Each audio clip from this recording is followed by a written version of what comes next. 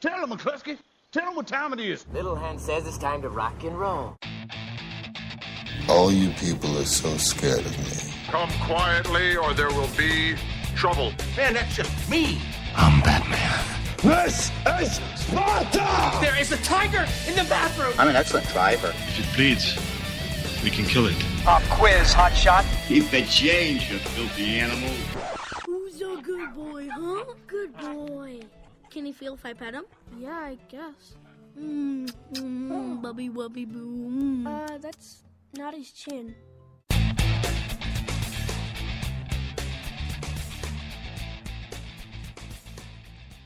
Hello and welcome to this Monday movie show on a Monday. On Monday the 15th of September to be precise. We're having a little bit of a change up things. Normally one of us will host one half of the show, one of us will host the other half of the show, but unfortunately both of us had an injury this week, though mine was minor. Stuart's was quite sort of unfortunately major, wasn't it? So Stuart is with us, he is here. Yep, I'm present. Yep. And I'm Andrew, your host for both parts of the show this evening, filling in to obviously make things a bit easier on him. I only tripped and hurt my knee, so I didn't. I split my head open. Yeah, you actually split your head open and got knocked unconscious, didn't you? Yes, and I have bruises across me, but I look like a checkered board at the moment. Okay, wasn't expecting that. But this is the Monday Movie Show on a Monday night, again, surprisingly. Next week will be a bit of a shocker, but we'll get to that at the end of the show. Yeah, it shocked me. I think that's maybe what made me fall. Yeah. But as usual, we'll go through the next 90 minutes or so, have a look at some of the UK box office top 10. Have you got any news? Because I didn't manage to get any news. Yeah, I've got some news. Okay, we've got some news as well. And then also we'll go into DVDs and look at our home releases with DVD and Blu-ray top 10 and look at DVD releases. So in the cinema section, coming up in the show, we have quite a few releases. I'm covering majority of them. But what have we got this week, Stuart? Animated Adventure The Box Trolls. Now, this was the film I was supposed to have seen yesterday, but that didn't happen. We have A Most Wanted Man, Philip Seymour Hoffman's second to last film. His last one is Mockingjay, which, by the way, the first full trailer is out for it, and it looks pretty epic. I have to look at that because I haven't seen that. That was just today, wasn't it?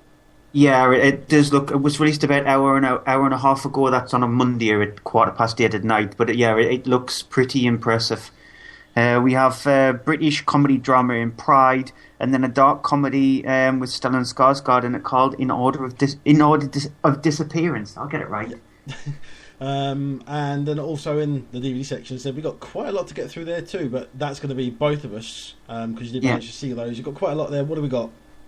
We have drama thriller Two Faces of January, Paul W.S. Anderson's epic retelling of Pompeii. Wolf Creek 2. We have Schwarzenegger in sort of like drama thriller Sabotage. We have one of the most delayed films and one of the films that have been had the most trouble getting made with Knights of Badassdom. Awesome name. We have a vampire-esque kind of film with Only Lovers Left Alive, and one of the strangest movies I've seen in the last 5 years, and I had to watch it today as well, with R100.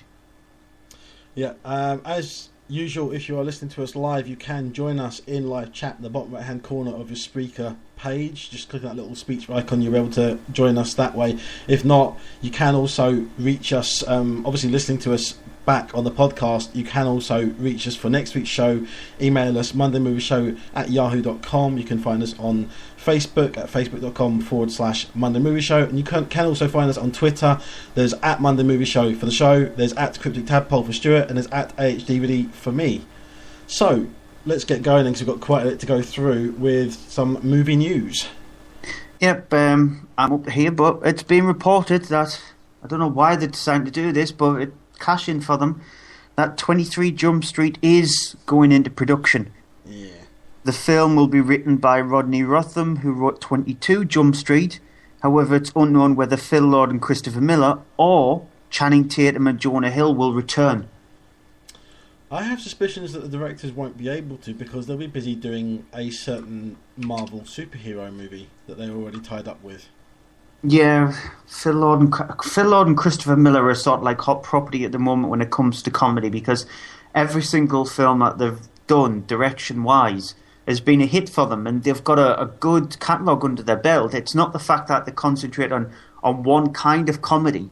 They seem to hit it out the park with different ones. So Marvel was thinking it's a good idea to get them to do a Marvel film, because they're big comic book fans as well, and add the humour like James Gunn did with the brilliant Guardians of the Galaxy.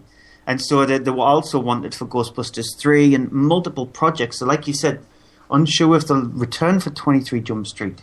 Yeah, they're saying that about them being really successful with comedy. I could have stood, as much as I think it's the best Marvel film, I could have stood to see a little bit more humour put into Captain America Winter Soldier, which was the big film that they helmed this year, or last year. No, this year? Yes, this year. This year, yeah.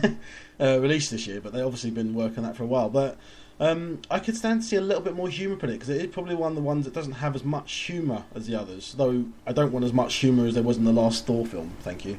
To be honest, though, I'm glad that they didn't, because they've probably looked at the schedule and thought the Guardians of the Galaxy is the one that's going to provide the most humour. So we don't need two films where they've got a lot of humour in it. I'm glad that that Captain America was the darker film. I think out of all of the Marvel films, it's the darkest one. It's the one with the most serious tone, and I think that's what I liked more about it, having that serious tone over the fact that there's wisecracking jokes and things like that in it. I'm glad that it decided to take that route, because we need something like that. We need a slightly polar opposite films, because that's the way Marvel's going now. They're trying to split them off from each other so they don't feel like you're watching the same film over and over again. True. That was the main problem with a lot of the films in Wave 1. So I'm glad we're going to get to see though a lot of humour probably in Avengers, from, if what I hear is correct, from some of the footage they showed at some of the Comic-Con. But that's Joss Whedon. That's the way Joss Whedon does it. He's very witticistic when it comes to the way he writes his humour. But 23 Jump Street, to be honest, we didn't need it. If you look at the end credits on 22 Jump Street, which is out on DVD and Blu-ray soon, when you do buy it, make sure you just watch that, because it went up to something like 40 Jump Street with the amount of ideas that they had in the end credit sequence there, so we didn't need it. And also with the whole thing of replacing Jonah Hill with Seth Rogen for a couple of the roles, a couple of the films, the fake films, and I thought that was really good. So maybe they are going to change it up and go with new characters. I think that's probably the biggest indication that Phil Lord and Christopher Miller will not return for 23 Jump Street. The fact that they'll have looked at it and says, well, we've done all those parodies at the end of 22 Jump Street. Why do we need to do a 23 Jump Street? Yeah. Next piece of news is it's been announced that Sylvester Stallone will direct the next Rambo film. The film will be titled Rambo Last Blood, and we'll see Stallone play John Rambo for the final time, bringing an end to the Rambo series. The film is set for release at the back end of 2015.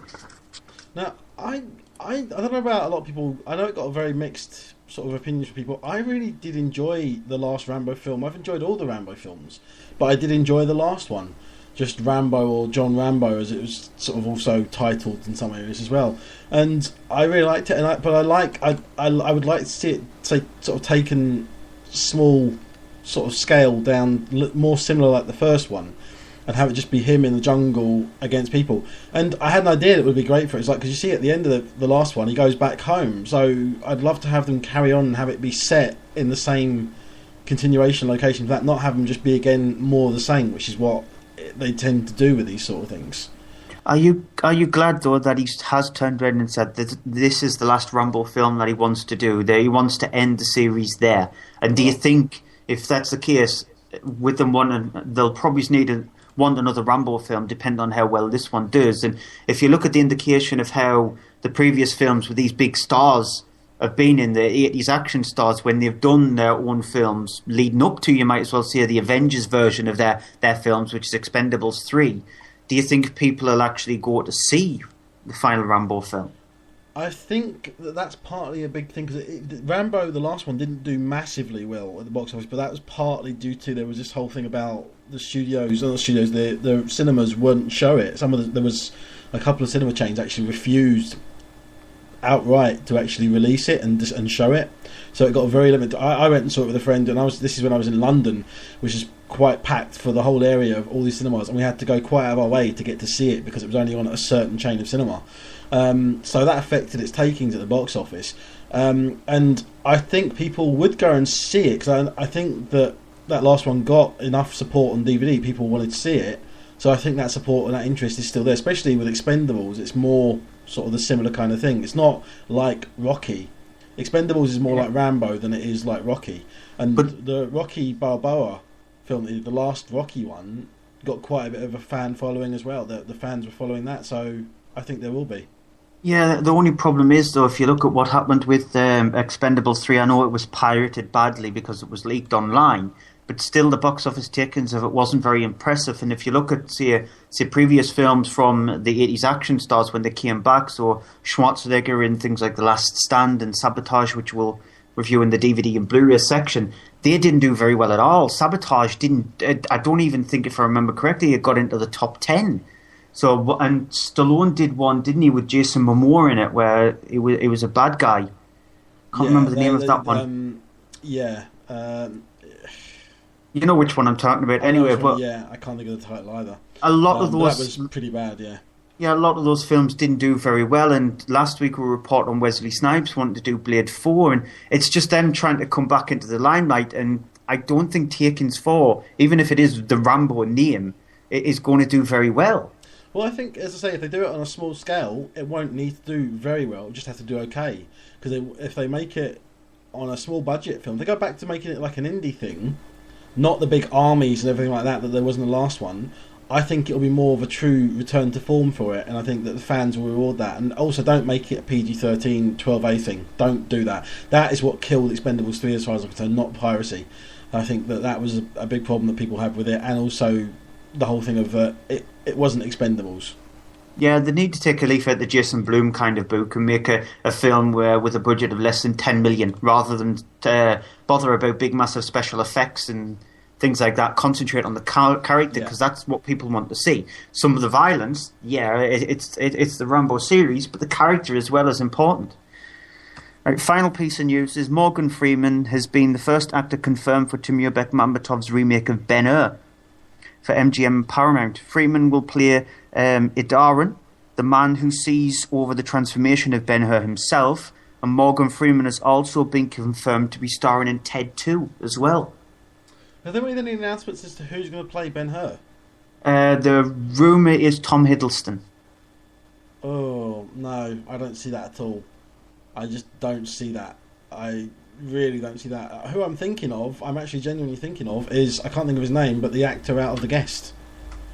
Dan Stevens. Dan Stevens, yeah, I think he'd be good for it.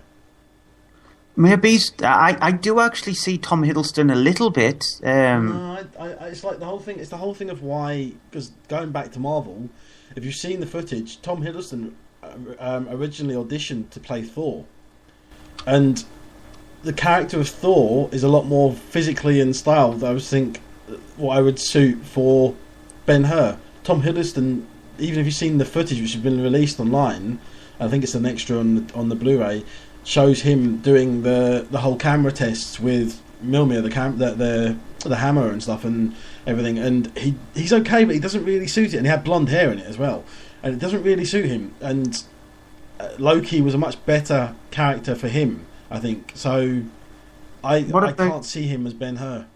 What about Jamie Bell? Gladiatorial sort of character. What about Jamie Bell? I could see him more than Tom Hiddleston, but he would need to be really buffed up. He really need to get in shape. He has done. There has been a few films where he has buffed up Jamie Bell.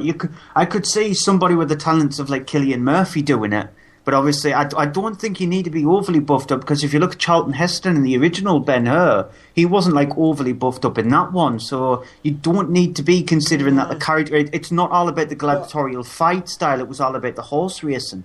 Yeah, but it needs to be a character who's a leading man sort of thing that can rally the troops sort of thing. I'm sorry, I don't really see that with Tom Hiddleston. I don't see it with Jamie Bell. I do see it with Dan Stevens. Yeah, Dan Stevens, yeah, but Kat is just saying, will he be wearing a toga? I know why she's saying that. She's referring back to the shower scene, yeah. Yeah, just because of the shower scene. But I remember I was sitting next to her in the cinema when we watched that, so yeah. I still think Jamie Bell, or I agree with you on Dan Stevens, because considering how good he is in The Guest, but I think he has got such that charisma in that film. That's the first thing I've seen him in. Apart from that, there's a clip very end of the show today, which I clip as we do normally from an upcoming film. He's in it, and I've seen it, but obviously it's just the audio. But I've seen it, and he's in it, and I didn't realise it was him. So again, I'm looking forward to that. He's got this charisma on the screen. The only reason why I did say Jimmy Bell is because he was in The Eagle, and he wasn't too bad in The Eagle. So he's done something. You realise that was like when he was standing next to Channing Tatum. I know, but you could have chose Channing Tatum for Ben-Hur, but he's a charisma vacuum when it comes to things like that. So I think Jimmy Bell. But out of the two of them, if there was a way to combine, the physicality of Channing Tatum and the acting skill of Jamie Bell, then I would say that would be perfect for Ben-Hur. But if one or the other, they're not enough. A ballet dancing jock to play Ben-Hur. Brilliant. Right. Let's go into the DVD and Blu-ray top 10. No, UK box office top 10. Yes, box office top 10. So I've got the wrong screen. Yeah, I'm the one with the head injury, not you. So distraction slightly there. At number 10... I'm playing my knee injury card. Well, I'm playing my head injury card, so... Damn, trumped. Yep, at number 10, still in there, is Dawn of the Planet of the Apes. Yeah, it's taken just under £34 million. It's doing really well, and it deserves to, because it's, if not as good as the first one, it really builds in it and makes it even better than the first one. It's does such a great thing just because of the motion capture performance, but also because of the whole comparison of the humans and the apes, the two sides of everything. I think is really well done. Like we reported last week, though, it was the highest taken summer blockbuster, which was nice to see. At number 9 is If I Stay, which is this is the one, we haven't seen this one. This is the one with Chloe Moretz. Yes. That's based on the book. It seems to have not done that well, as people were sort of hoping it would do better than this, because I think it went in at number 5 or 6 last week, didn't it? In that area, yeah, it's already at number 9, so it's not getting the pull that people are sort of hoping it is. And the thing is, it's getting above average reviews. Not brilliant reviews, but above average. I did try to go and see this, but just didn't have time last week, and I had even less time this week. So, I mean, it looks interesting. It looks okay. It does look as if it's kind of a retread of the whole out-of-body experience thing, which has probably been done dozens of times before. Maybe better, maybe worse. Don't know. But hopefully, we'll see it before it goes out to the cinema, and then we'll be able to do it on DVD. Yeah, the only thing that's intriguing me is if it's anything like The Fault in Our Stars, the film released a few months ago with Shailene Woodley in it and Ansel Elgort. I might be slightly more interested in it, because I thought I would not like The Fault in Our Stars, you know me with these schmaltzy dramas, but that worked really well, and this is supposed to be very, very much the same kind of thing. So we'll see what you think of The Fault in Our Stars when it's out on Blu-ray and DVD soon. Yeah. Number 8 is, this is one for Kat, is the new entry for The Guest. Yeah. I'm a little disappointed it hasn't done better, because I really did enjoy it. It was a film I wasn't sure what to expect, especially because I thought, I've seen the trailers for it, and I saw the first short trailer, and I was like, okay, it's from the people who did Your Next, which I have an appreciation for, because it's a small indie film. And then I saw that trailer, and I was like, I don't know what to make of it, really, because it was very short. Then I saw the full trailer, and there was all these things going on. I was like, oh, okay, now I'm really, really genuinely interested. And saw it, really liked it, surprised how much I liked it, considering there are certain elements in it that are very sort of, oh, didn't expect that. A couple of moments that did make the audience go, oh, really, sort of. But I liked it, and I thought it was quite well written. And again, it's got that indie feel to it, but it's punching well above its weight. Yeah, you cringed at them going, ooh, at some of the stuff that was in that, when that's a 15. Yeah. And Adam Wingood's previous films, all of them have been 18. 18, yeah. So you can just imagine if he did make that one an 18 as well, how brutal it would have. I think it would have just gone too far. Over the top, yeah. Yeah, if it did that. And it does go over the top in the last 20 minutes, but that's down to his dark, stupid humour, which he wanted to add in the film, which suits more in The Guest than it would have in Your Next. It's sort of reminded me of his segment from the ABCs of Death, Quack, which is a stupid segment. Humour does play in Your Next. There's a great death scene involving the blender. Yeah, that's true, but again, it's not spoilers anymore That's not because spoiler, that film was out in 2011. I But didn't say how. I just said it involves a blender. yeah, it just the last 15 minutes of it. There's a film coming out soon called The Houses of October, which is a found footage movie that's set in haunted houses, and that's how the last 15 minutes of Your Next. The Guest played out, but I really like The Guest, and the only reason why I think it's at number 8 is down to publicity. It just didn't get the publicity and stuff like that it deserved. Number 7 is The In-Betweeners 2. I still haven't seen this yet. All I'll say is it gave me more of a headache watching The In-Betweeners 2 than me falling down an escalator. It is honestly that bad. So my head is really hurting now. After seeing The In-Betweeners 2, I just felt like smacking my head off a wall because that would have made it better. Is that you're telling us you actually secretly went and saw In-Betweeners 2 and had to hit yourself so hard in the head to forget you'd seen it a second time that you did that? Pretty much, but it is really bad. If you're a fan of the TV series, I think you would be disappointed with it, be annoyed by it. The fact that it's just them with morose humour, and they have that in the TV series, but not as much as they do in the film. And number 6 is, it doesn't get any better actually, Let's Be Cops. Yeah, it doesn't really get any better. I mean, this is a film that I have to admit I laughed at, and there were moments in it that I thought were clever, but and the rest of it it's just a rehash of that whole cops buddy comedy, trying to be funny and really not, and ideas that are just unoriginal. It is the whole ride along. It's essentially it's another a retake on the whole thing that's Sidelong. You have like I said, buddy movie. They're cops, or they want to be cops, or cops are involved, and it's all that. And then it becomes serious after a while, and they're like, "Oh, we're stuck in it now. What are we going to do?" And then they man up, sort of thing. And it's just really a very tired formula. You know, I'd like to see Joss Whedon take on that formula because he would do something amazing with it. Someone else needs to step up and do that. Phil Lord and Christopher Miller. There you go. Yeah. Well, they've already done it. They've already done it with 22 Jump Street. Yeah, I know, but that's the kind of template you need to follow, though, if you're going to do that kind of film. Don't cop out with it, the fact that you're going to make your last 20 minutes of the movie serious just because you think that it needs it. Don't do that. Stick with your guns. And if you look at the film, it's not funny. Literally, though. I know. It's not funny at all, and that's just because my guess is that the director was polarised with how he was going to make the film. So he just made the characters annoying in the first half, and in the last 20 minutes, he just made you wanted to see some humour. It's like The Heat. I have my suspicions that was probably written a certain way, and then it's been through so many rewrites by different people, it doesn't know what it is anymore. Yeah, it looks like that. At number 5 is Guardians of the Galaxy. I mean, fantastic film, definitely in our top 5 combined of the year. Yeah. Marvel's agreed in the top 3 films of the year that they've ever made. No? Yes. Pardon? Marvel's top 3 films. This is in there as far as you and I are concerned. Number 1 for me. Number 3 for me. No, sorry, number 2. Number 2. Oh, I can't remember now. I think it was number 2. I said but it was number 2. Sorry. So it's fantastically fun, ridiculous but fun, and crazy but fun. So the 3 words there that are worth watching out for are fun, fun, fun. Yeah, in the sun. It's making me burst out the Red Dwarf theme tune there.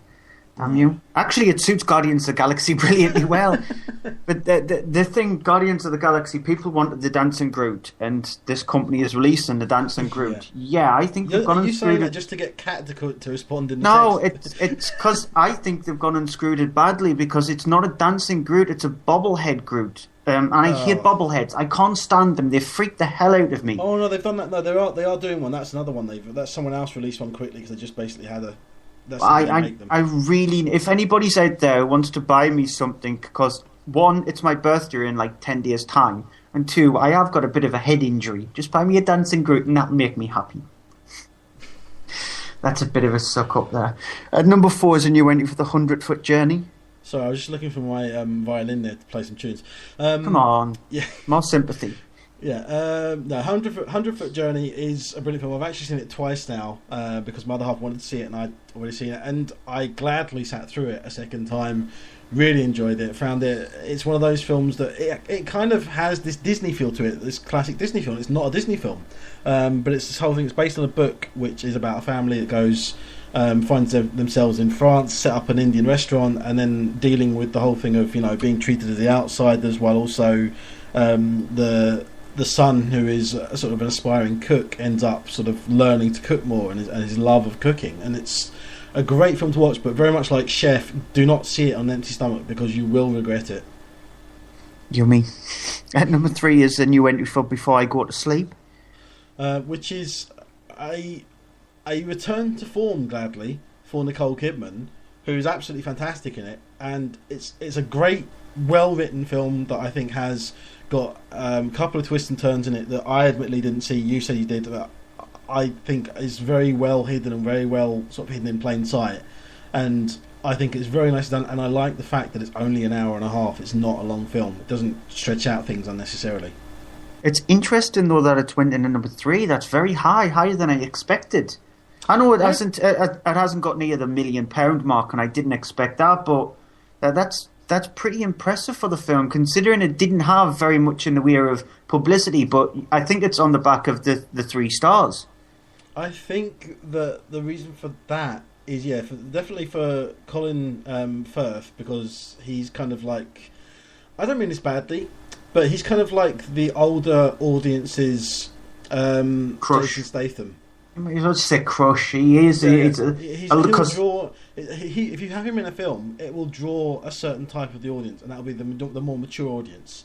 Same thing like Jason Statham generally will be a draw for most of the UK audience as well. And I think for the older men, well. The older men, it's either Nicole Kidman or slightly older is Helen Mirren. So if they had her in it as well, I think this would have been number 1.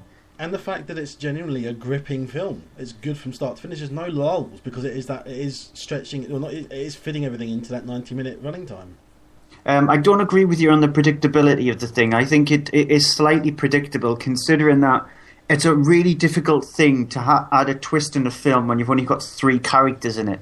It takes a lot of skill to try and pull that thing off, and the director just pulls it off. Even though I predicted what would happen, I had a sense of what would happen, he just manages to pull it off. But it's a really hard thing to do that when you've only got a small cast like this film, and it proves that if it's that interesting, if they manage to do that. Number 2 is Lucy, which is a film I think is very, very smart and very well done. It kind of falls apart towards the end, but I still enjoyed it. I really, really kind of found it, as I said before, it reminded me of Danny Boyle's Sunshine, in that it's a big sort of sci-fi film that's, I think, too smart for the audience it's aiming for. But I think it's definitely sort of successful in no small part to Scarlett Johansson. She's great in it. She gives a really good performance in it. I don't agree with people's opinion and yours that saying about the whole thing of losing the audience when she becomes less human, and I thought that was very well referenced in the film, mentioned, done over and quickly, and it's not one of these things that they repeated again and again and again and again. They just did it, got it covered, and then went on with the story. And it is kind of nut bar crazy, but by the time you get to the end of it, the only thing I would say is that the annoying thing about it is it just goes up to the end and just stops. It doesn't really have an ending, but I liked it. Yeah, I'm not annoyed the fact that she loses her humanity, because we don't know what to expect when somebody's brain reaches higher than 20%, when it goes beyond that precipice. It was just the fact that I was... And she doesn't go around killing people willy-nilly. She doesn't actually just point at somebody and instantly drop dead. I wasn't annoyed at that. But I do see where the criticism comes from, with a lot of people thinking that she does, considering what her character was like. It's just the way she switches very quickly is a bit too sudden. But I mean, there would be other films as well. I mean, I guess I'm kind of sticking up the defence of the film. There's lots of other films that have been like that before, where someone loses their humanity and they never reference it. They just become a robot and start doing things like that, and it's never explained. It's never mentioned. But in this, there's a scene where she kisses a guy and he's like, "Why did you do that?" She goes, "To remember." And it's basically that, I think, was put in there intentionally to go, okay, we've got over it, we covered it, leave it behind. Okay, and at number 1, why a new entry for Sex Tape? Yeah, it got me to laugh a few times. It had its moments. It is, though, literally a big hour and 40-minute advert for iPads and iPhones and all kinds of Apple devices and the cloud and everything, and it's just really kind of get to the point of now scraping the bottom of the barrel for these Judd Apatow styled comedies, which aren't really everything they should be. I mean, they need to really start working on a new idea, go back, look at some of the classic comedy films, even things like Porky's, older stuff like that, and Revenge of the Nerds and that kind of thing, which are really, really cheesy and tacky, but they actually had something. This just doesn't. I mean, it's not terrible as it could be, but it is pretty terrible. You know what annoys me the most, though? In the space of a month, I've seen 2 films, one called Sex Tape, one called SX Tape, and both of them were horrid. The SX Tape one was the horror film, which I'm hoping Kat never bought, and the Sex Tape obviously was this one, but they're both horrid. So directors or anybody out there who's making films, please don't make your movie very similar to the name of Sex Tape. It'll normally turn out a way then. Was the horror film funny, badly funny, and was because the comedy was really horrific? The only thing both of them had in common is they were both cringeworthy. And the fact that the Sex Tape was cringeworthy and the comedy didn't work, and I just wanted to get out of the cinema, and the horror film SX Tape didn't work because it was terrible. It was really badly acted, etc. So, and please don't look forward to it because, yeah, you would say I should have listened to him. It's awful SX Tape, but that's different kettle of fish. Okay, right. So as we said, because Stuart had his little accident, I can have a rest now. Yeah. Well, you'll have to listen out because there is one of them. You have seen one of the films this week. I'm not going to go into that one yet, though. What I'm going to go through first, I think I'll do Box Trolls first. Box Trolls is the animated one from, is it Leica? Leica, the animation studio? Leica. Stop motion animation. The same ones that did Paranorman, which is why there was a clip of that at the start of the show. Coraline.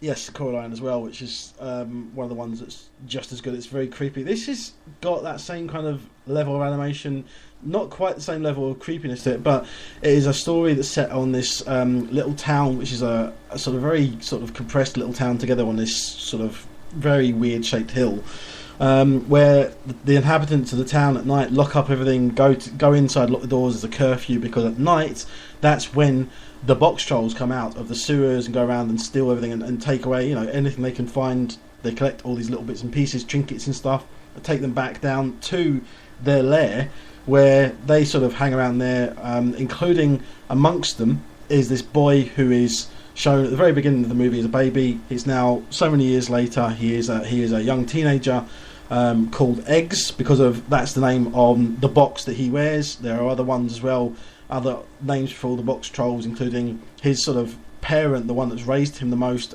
called Fish, because it's a box that's got fishes in it.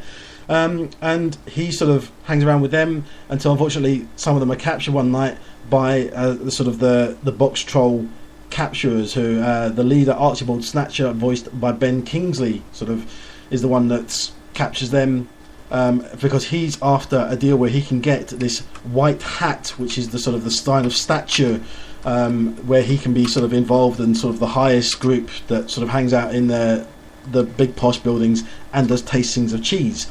Unfortunately, when Fish and the other ones are captured, Eggs has to find himself a way of trying to find where they are, and he bumps into a little girl played by, I forgot what her name is now. You're not going to get help from me. I know, but it's Fanning. Not Dakota Fanning. Elle Fanning. Yes, Elle Fanning voices the other character. Elle Fanning voices Winnie, and new introduction of Isaac Hempstead Wright plays Eggs. Here's a clip. Is that on his left when you Romford? Which one is your father? Lord Portly Rhyne. He's usually making speeches about cheese. Ah, Winifred! Hello, Mummy dear. Oh, who is this? I'm Eggs. Bert. Egbert is a normal name that he has. Egbert? How nice. I, adore names from the Bible. It's a pleasure to meet you. Oh, whoa! No. Kiss a lady's hand. Darling, it's time to take off that dress and burn it. Don't move. I'll be right back. But which one's the ladies? Him. It's a pleasure to meet you, Very good. even if I don't mean it. What? Well, I never. And it's a pleasure to meet you.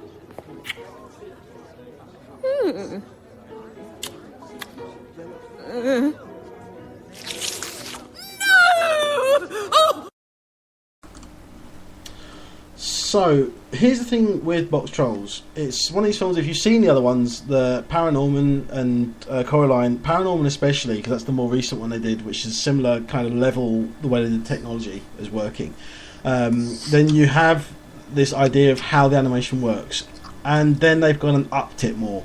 They've made it so that there's all these little features and things going on. The amount of detail in the animation and what they're doing, because a lot of the time you see sort of older stop motion, you'd see it'd be a puppet, and you'd see the puppet move, but you would just tell, they turned their head, it was just a head, and it turned left or right, the mouth maybe moved a bit, and the eyes moved, but that was it. It didn't move, there wasn't that much range of motion in it.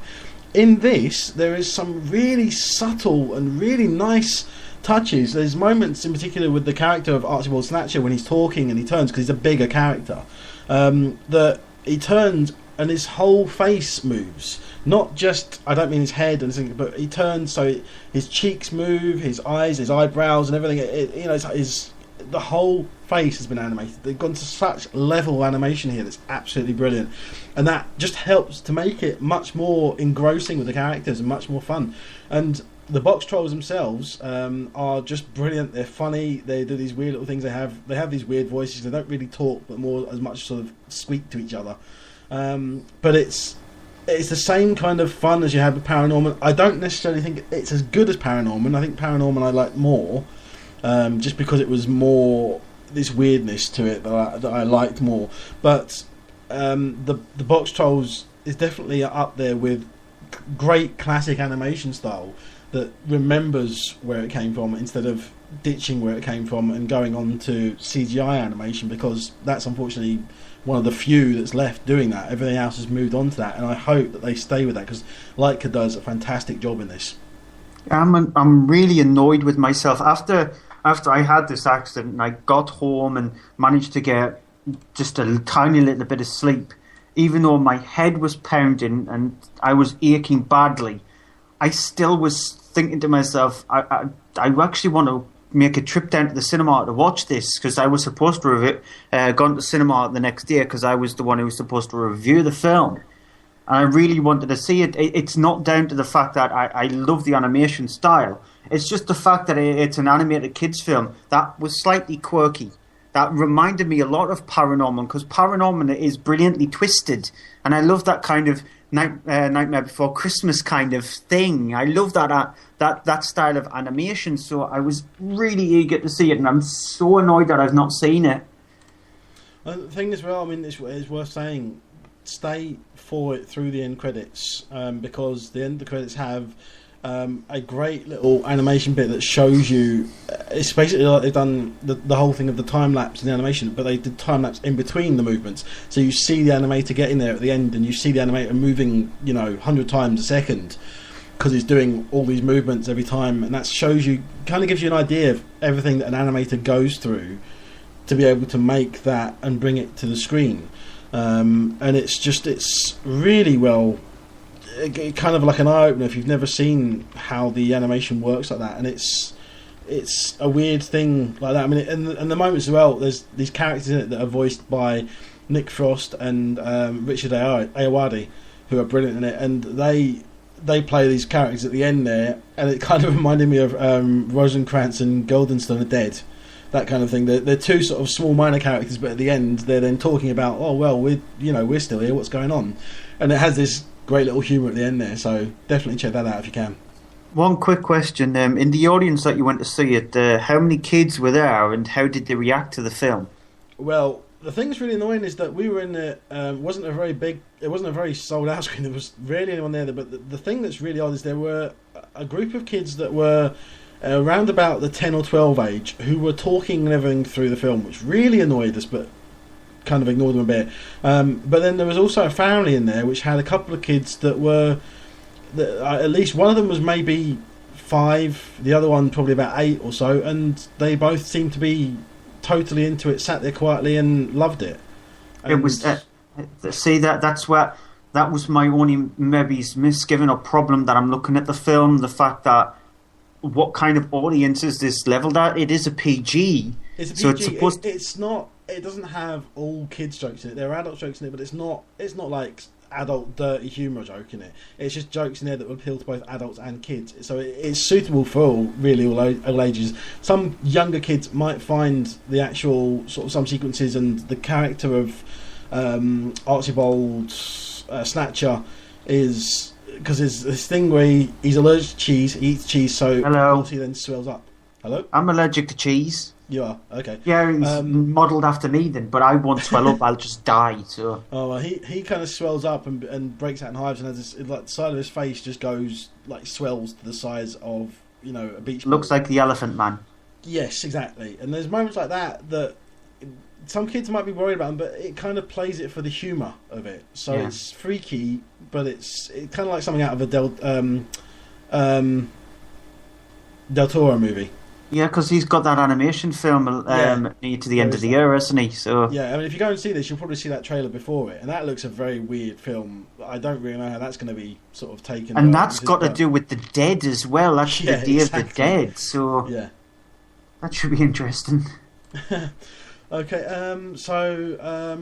I'll go on to... Well, I'll do a Most Wanted Man, and then we'll go on to Pride, because you've seen Pride, so we can talk about Pride then afterwards. But I'll do a Most Wanted Man first, which is directed by Anton Corbijn.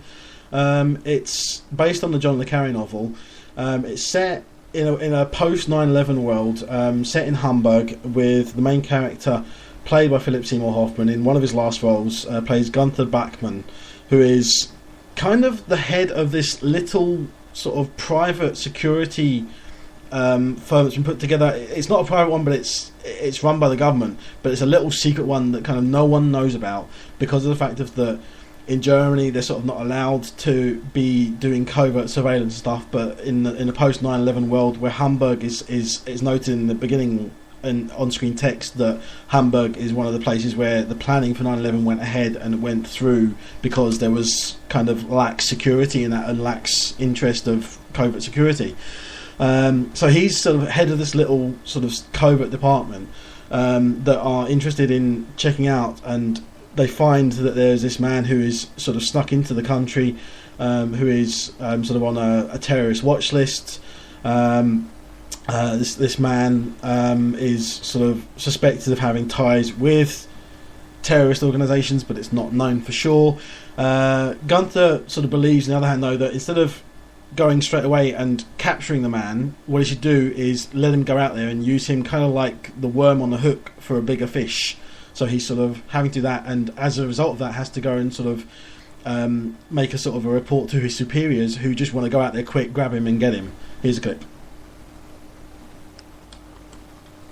1 second, it will actually load. The clip is not loading. Hey! Brilliant. Okay, try this again. Karpov is a wanted man. If you have knowledge of his whereabouts, you're obliged to follow due process under the Constitution. You mean arresting him? Isa Karpov is indeed seeking to make contact in Hamburg. What a banker. We've had no briefing on this. Well, if you were doing your job, you wouldn't need one. We're not policemen. We're spies. Isa Karpov may be of value to us. All I'm asking for is more time. Our unit was set up to develop intelligence resources inside Germany's Islamic community.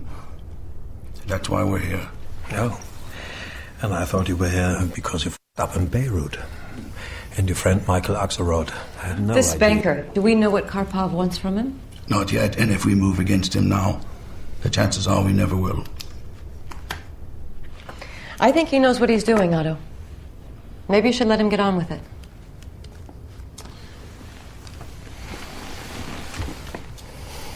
You have 72 hours to bring this matter to resolution. If not, we will. With or without your cooperation. Okay? Okay. As you heard that clip there as well, there's also a American CIA agent operative who's there, played by I'm forgetting names now. I'm really doing bad at this. You should be glad I'm doing the show with you tonight, and if that's the case. Yeah, it will come to me in a minute. But there's an American who's there, sort of overseeing everything, and being American is not allowed to sort of be there officially, but being American has kind of got all the power at the table and is the one that's influencing people. So there's this whole thing of that. It's all about these sort of people having to trust each other and decide not to trust each other, and who they trust and who they can trust. There's also then showing up the other side of it. You've got the character of Karpov, who's played by, now I'm going to butcher this name, and I apologise for this in advance. Grigory, it should be like Gregory, but it's spelled differently. Grigory Dobrigin. I'm not sure if I got that right or not. I'm not going to try and attempt it a second time. But he is sort of the character who they are after, and there's this whole thing of him then being helped by a lawyer played by Rachel McAdams, who's also sort of wanting to help him because she thinks he's genuinely there to seek asylum and escape from having been tortured in Russia. So it kind of shows the two sides of it and everything that's going on. And the thing that's really interesting about it is that it's another one. It's like Tinker Tailor Soldier Spy. There are no action sequences in this film. It doesn't try and inject that into the film, which is a nice change of pace for this kind of film. It's all about the spying, about the characters. Philip Seymour Hoffman is absolutely fantastic in this. I mean, it's a shame that he's passed, but to have one of his last films be this and be this performance, I think is a real... I'm glad that this is one of his final performances. He's not gone out on some really shoddy films and terrible performances. This is a film that demanded this kind of level of performance from him. He is the main character for the majority of it, and he keeps the screen, and he is such a presence, so perfect in it, that I hope he gets at least a posthumous nomination for a Best Actor Oscar in this, because he's so good in this, and it's great, and you feel his frustration at the situation he's in, the way he's dealing with things and having to deal with all the bureaucracy that he doesn't want anything to do with. He just wants to get on and do the sort of the spying that he needs to do. And it's not only him. I mean, Rachel McAdams is fantastic in it as well. The guy whose name I will not try and butcher again, that plays Karpov, is brilliant. Even though he's not really been in much before, he's very good. He plays his character who's very, very sort of tortured past. And Grigory Dobrigin. Yeah. See, I'm not going to try. You're good with names like that, but I'm not. And it's just... I'm sorry to interject there. I've just seen one of the films that he's been in, and as soon as my head's fixed properly, I'm definitely going to see it. He was in a small little Russian film called How I Ended This Summer, and I adored that movie. Very few people have seen that film, and I loved that movie, How I Ended This Summer, so I'm going to find a way of seeing this film once my head's better. I do recommend it because it's absolutely brilliant. The other actress I was trying to think of was Robin Wright. I couldn't remember her name. She plays the American agent that's there, sort of influencing things. And you've also got in the mix, thrown into the mix as well. Could you ask for any more of a better cast than to also have William Dafoe in there as well, playing a man who's sort of manipulated into events, even though he doesn't want to be there. And I've just seen Daniel Bruhl's in it. Daniel Bruhl, yeah, he's not really used that well now. I was watching it and I was going, hang on, is that Daniel Bruhl? And then he pops up a couple of times and that's it. So he's a bit of a sort of misleading cast in there. But it's a really, really good spy thriller. I really enjoyed it. I actually think I like it more than Tinker Tailor Soldier Spy. And I really like Tinker Tailor Soldier Spy. I was that honestly blown away by it. And I think as well it's tragic, but it's amazing for Philip Seymour Hoffman's performance. Yeah, and can I just point out, please see How I Ended This Summer. It's a Russian film. It's a small little film, but it is brilliant. If you really like this film, A Most Wanted Man, I think you'll really, really like How I Ended This Summer. Okay, I shall have to try and find time for that. I don't know where, but it's on for 2 hours, but it's definitely worth a watch. Okay, actually, you know what? Because I was going to do Pride. What I'll do first, I'll do it in order of disappearance, because then you can get your sort of notes together on Pride while I'm doing that. I don't have notes. Liar, you normally do. Off the top of my head, it will be that's probably gone then. In order of disappearance, which is originally titled Kraft Idioten. I'm not making it up. It does have idiot in the title. It's the original Norwegian title. It's directed by Hans Peter Moland. It stars Stellan Skarsgård as Nils, a man who we're introduced to him at the start of the building. He lives on sort of the outskirts of this town that's all sort of out in the middle of nowhere. Being in the middle of nowhere, it's a place that spends the majority of the time covered in snow. He is kind of like this snow plough driver that clears the road. He wins this award for being sort of Citizen of the Year for helping out people, because he comes out and clears the road for them to get past in and out and stuff.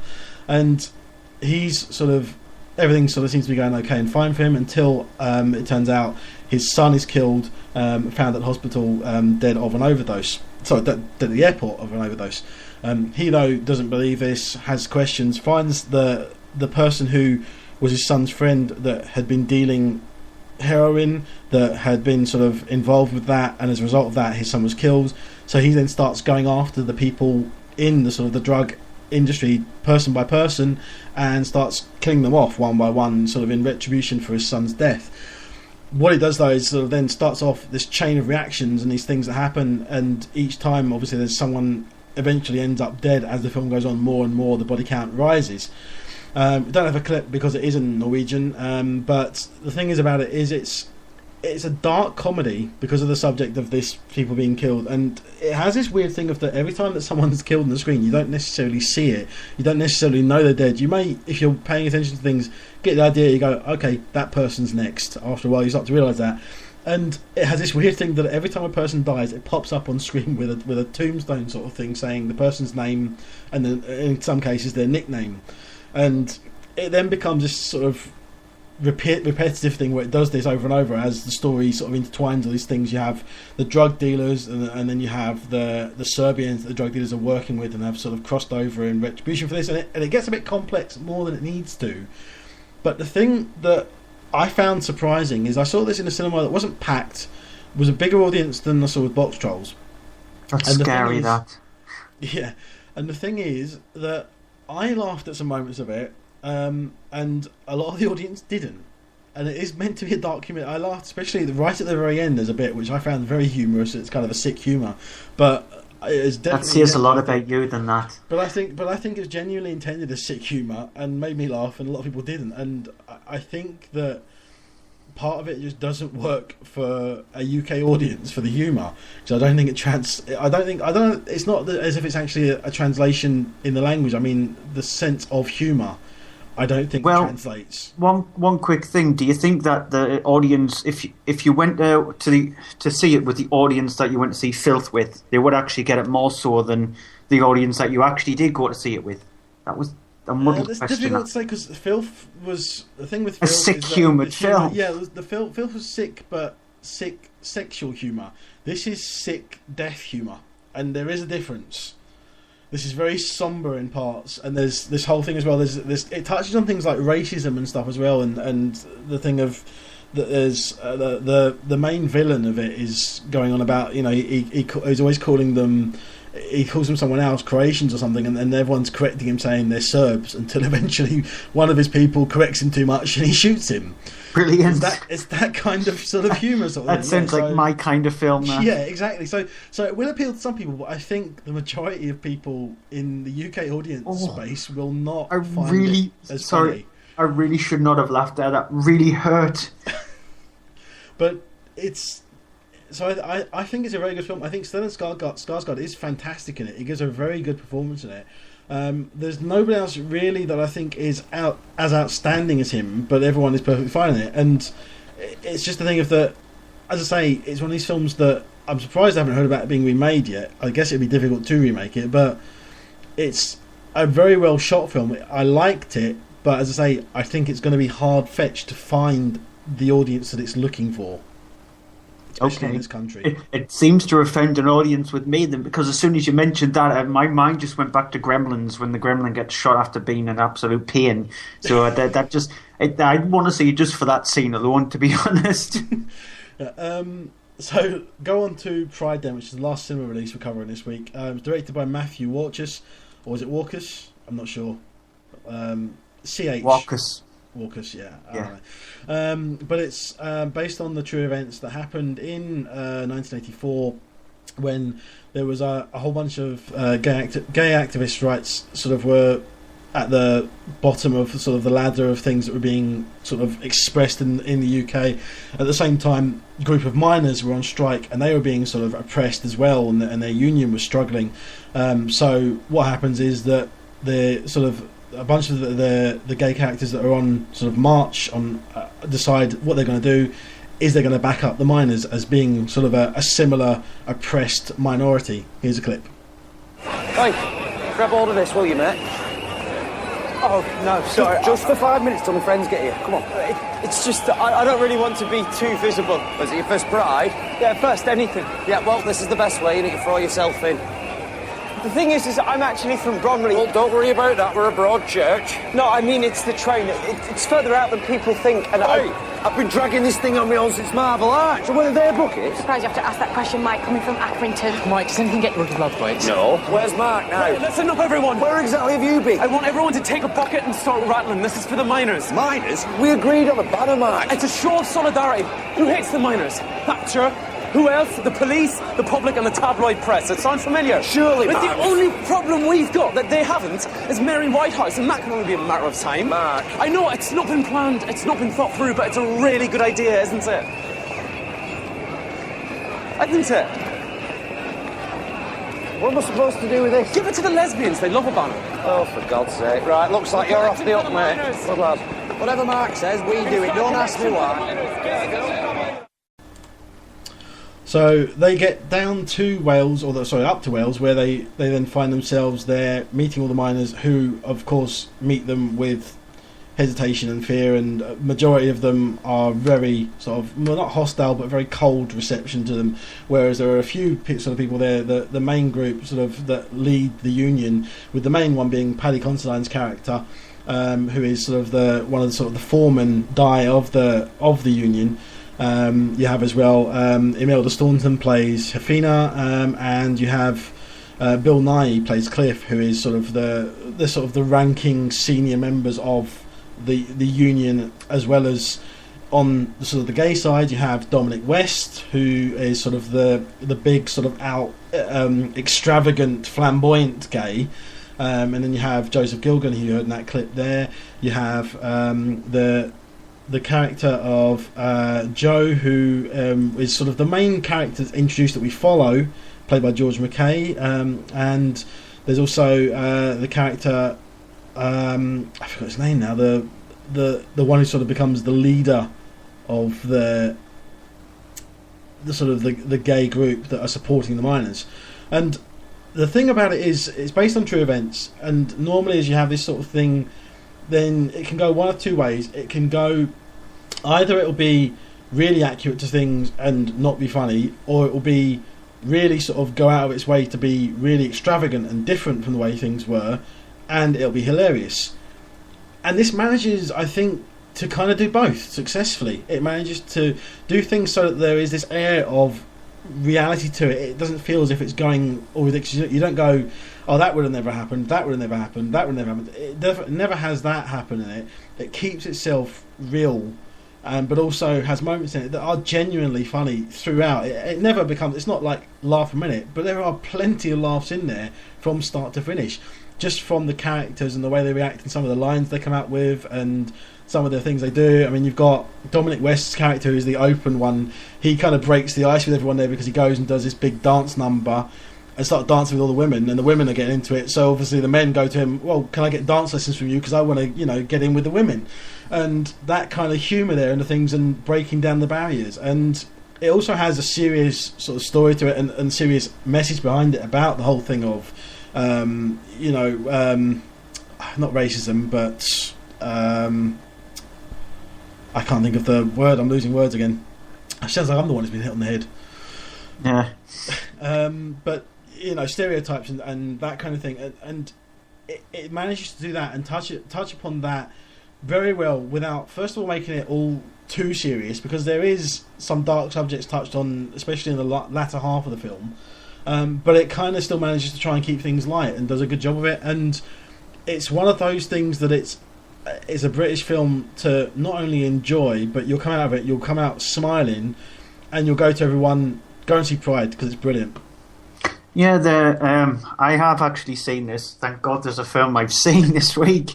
But yeah, with Pride, I completely agree with the way they balance out the humour with the drama, because you have got the drama stuff with the prejudice against homosexuals, not just them. When the miners went out on strike, Thank you, prejudice, by the way. Yes, that's what I was trying to think of. The way Margaret Thatcher was treating them, how badly she treated them, but it didn't always constantly fixate on that. It was just the Margaret Thatcher stuff was brought in TV footage that you saw. You saw more of the plight of the miners rather than the Westminster side of things. The police are involved, but they're only in a couple of scenes in the film. So again, I'm glad they didn't force that down your throat. You saw more about what actually happened to a small mining community rather than seeing what happened in, say, down in Westminster.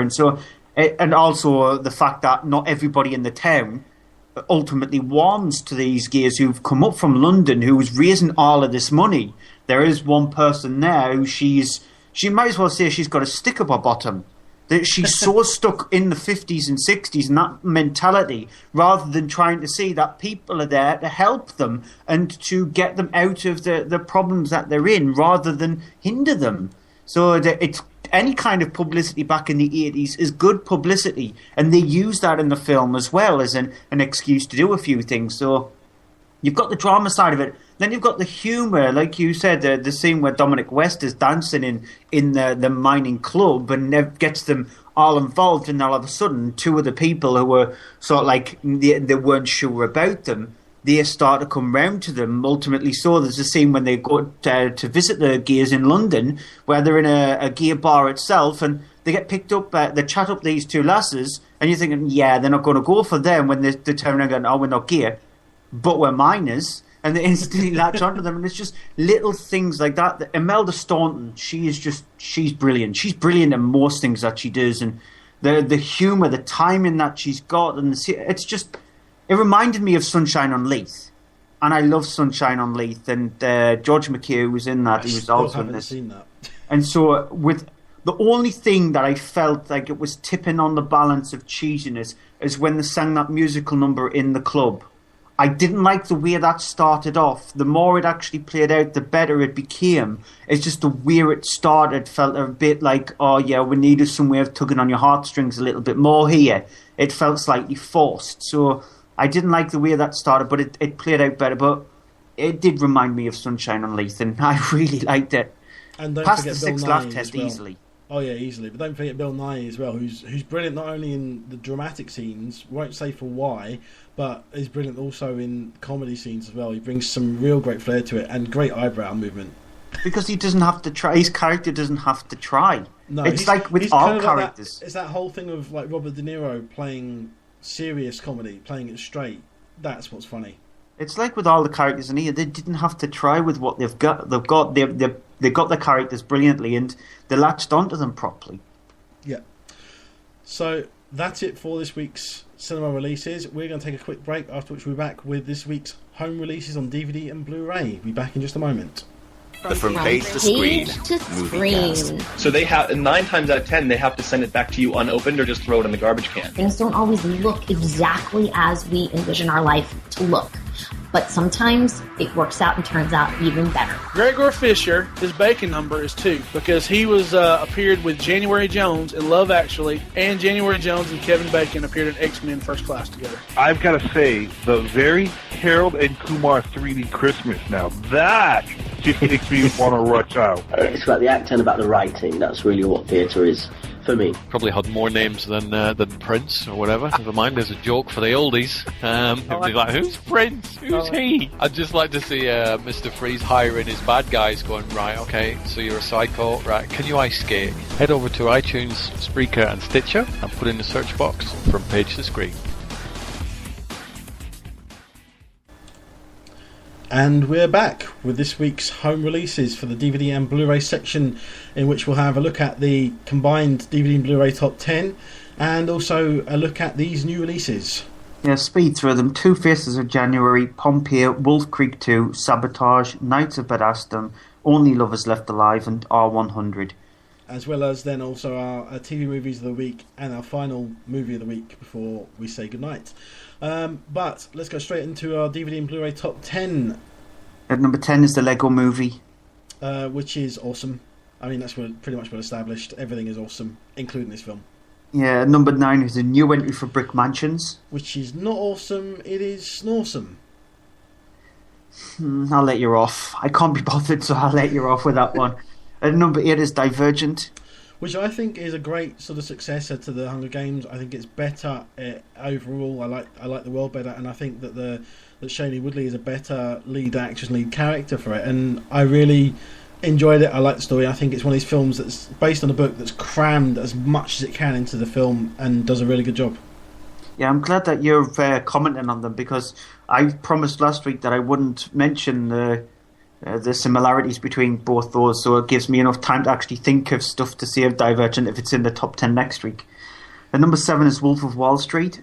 Which is really good, but it's really long. It has a lot more humour in it than you may be expecting, because I didn't think it was a comedy when I saw it originally, and then I was blown away by just how funny it is.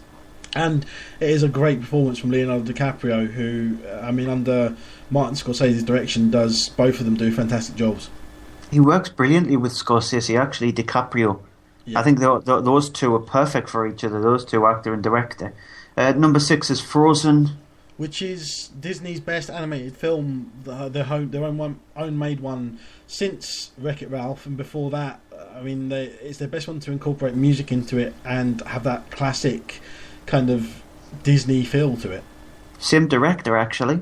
Female director, anyway. Yeah, the female director, she worked on Wreck-It Ralph, and near to the end, when they were polishing things up and stuff like that, she started to work on Frozen. So, well done to her. At number 5 is Captain America: The Winter Soldier, which we were talking about earlier, which is in amongst our favourite Marvel films. And I mean, it's a great sequel, but it has got this darker, harder edge to it, and it does have this whole conspiracy thriller, political thriller thing, because of the fact they got I can't think of names, Robert Redford in there as well, but it does still have that comic book sensibility to it. So if you like the Marvel films, I don't see any reason why you wouldn't at least like this. And number 4 is Homeland Season 3. Have you seen this programme? I have seen this, and I have to say it's a really great show. Very, very dark, very, very stretching. And we don't normally talk about TV shows, but I'm going to say, if you're not sure about it, you start watching it and you get it, you go, this is not anywhere near as good as it is. Give it a few episodes, because there is a big surprise coming your way after about 3 or 4 episodes when it kind of reveals what's going on. Does it have the feel of like 24 or that kind of thing? It does, but it's not as concentrated because it doesn't have the time element. It's not fitting that structure, but it's got the same kind of pressure to it. And number 3 is the new entry for the Big Bang Series 7. Yeah, a TV series again, but I really like it. I'm not sure if you still like it. I love Big Bang Theory. I'm obsessed with Big Bang Theory. I think it's the best comedy series to have been made in a long time. Season 8 kicks off in a couple of weeks' time in America after the abruption that they had, considering they were arguing over contracts, and I think that it gets some like $500,000 per episode. Yeah. So it's insane that. And number 2 is Amazing Spider-Man 2. Which I really like. I can see why people have issues with it. It is overly long. It does focus sometimes a bit too much on the whole Gwen Stacy and Peter Parker relationship, but I like that in it personally. For me, I think the action sequences could do with a bit of a sort of touching up and have a bit more in it, and it does feel kind of like it's not really all there. It feels like there's bits missing which have been left out so they can do Amazing Spider-Man 3.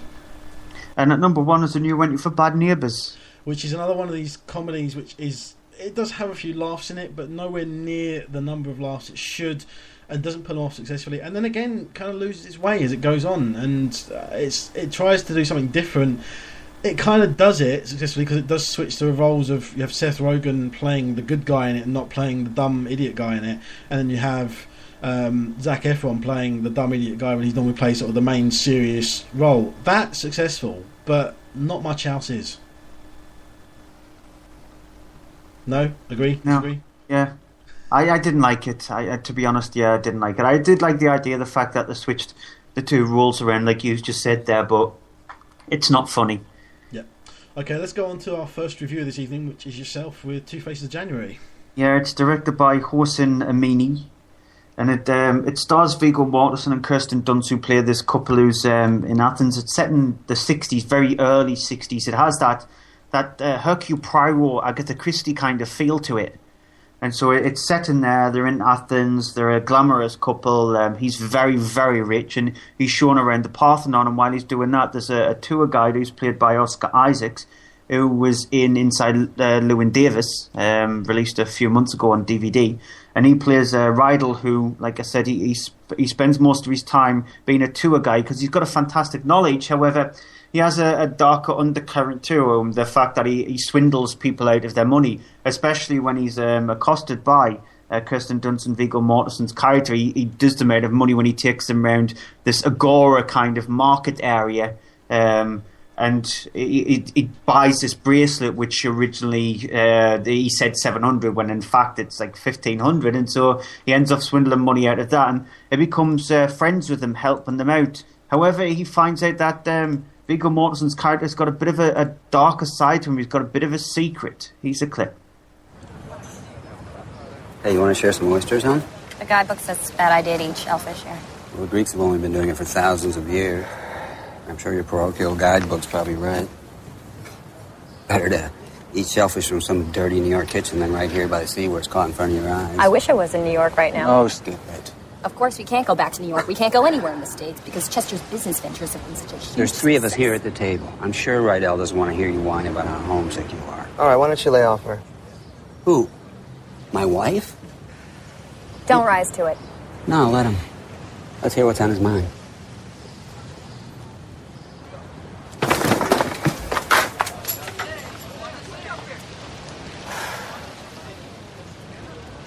Don't you ever speak to me like that again.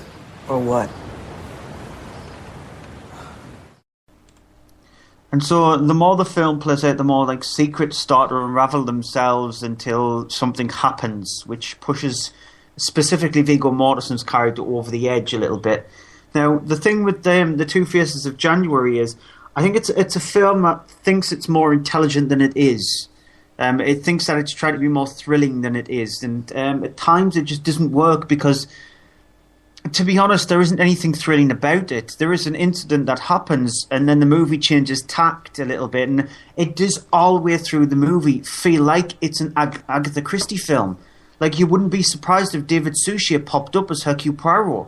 So it just has that feel to it. I love the way it's shot, and the fact that they've got the 60s spot on. The look of Greece in the 60s is beautiful, and some of the camera work is really nice to look at. It's just, in my opinion, the film isn't interesting. The acting is very good. Kirsten Dunst, she's, I think out of the 3 main actors in the film, Kirsten Dunst, Viggo Mortensen, Oscar Isaacs, I think she's the weakest one. Oscar Isaacs has shown that he is a really good actor. I think, however, he's stronger in Inside Llewyn Davis, and Viggo Mortensen, well, it's Viggo Mortensen. When he's in this kind of movie, he relishes roles like this. It's not an overly interesting film. There isn't anything, in my opinion, that fully latches onto it. And even though his character is quite despicable in what he's done to when you find out secrets to do with his past, it just felt like it was a bit wishy-washy and very much like the kind of thing that ITV would show on a Sunday night. I have to say, I really did enjoy it. I really liked it, and I loved that classic feel that it has to it. It definitely has the aesthetics of, I mean, at times it reminded me of sort of the old style Bond films, the way it was shot, the way it looked, the way it felt, and the way it sounded. All for me sort of rang true to that. I kind of get what you mean about sort of it doesn't really punctuate where it's trying to go. It never really sort of rises to the level that it possibly could, but it does have this sort of maybe small independent kind of TV level film. But I found that quite charming, enjoyed it, and the one thing I would say is that the acting is great from both Viggo Mortensen as usual and Oscar Isaacs, who is brilliant. I mean, the 3 films now I've seen him in that, I've seen him in this, I've seen him in as you were saying, Inside Llewyn Davis, which I didn't much like, but I thought he was great in it, and in Drive as well. He has a small part in that, and I think that it's great in them. But I think that the character and the one that's played by Kirsten Dunst is, I think, first of all, that maybe she was not the right actress for it. I think secondly that maybe even she wasn't, maybe they had someone else in mind, but I don't think her role works either from the writing stance or from her being in it and the acting in it. Yeah, it proves that the way the film changes tone in the last, I wouldn't say a third, but the last, say, 20 minutes after something happens, the film changes tone and it becomes more like a cat and mouse feel to it. That's, I think, when it's more interesting and gets out of the weir of the Sunday TV feel to it. But it's just the stuff leading up to that. It did feel like an Agatha Christie episode. Mm-hmm. Okay, so on to Pompeii, or as I keep calling it, Pomp 2. Why Pomp 2? Because when you look at the picture, it looks like it's a film title, and it's got the whole two eyes at the end. It looks like a sequel.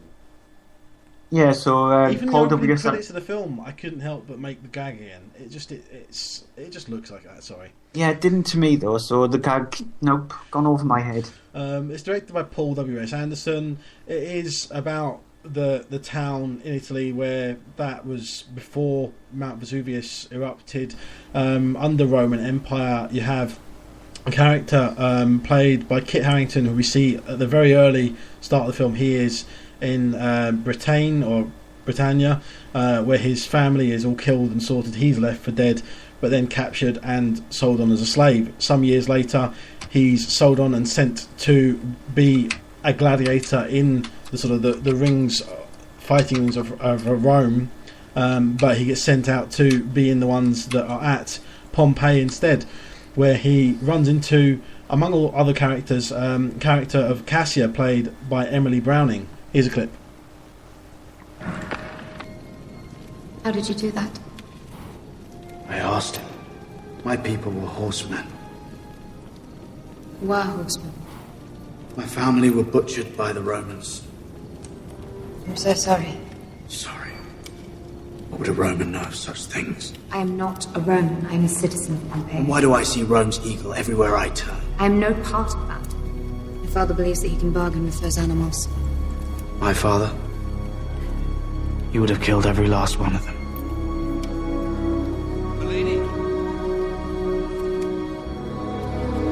If they catch you up there, they'll punish you.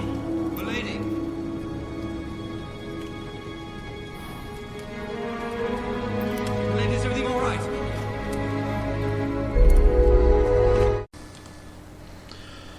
So, here's the thing. It's no secret of mine that I'm not the biggest fan of Paul W.S. Anderson. I liked what he did with the Resident Evil series, although his last Resident Evil film was quite terrible.